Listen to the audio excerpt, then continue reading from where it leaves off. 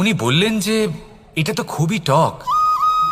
তারপর রাধা একটা আম পাড়ল আর সেটা চেখে দেখল, আর রাধা উৎসাহিত হয়ে পড়ল।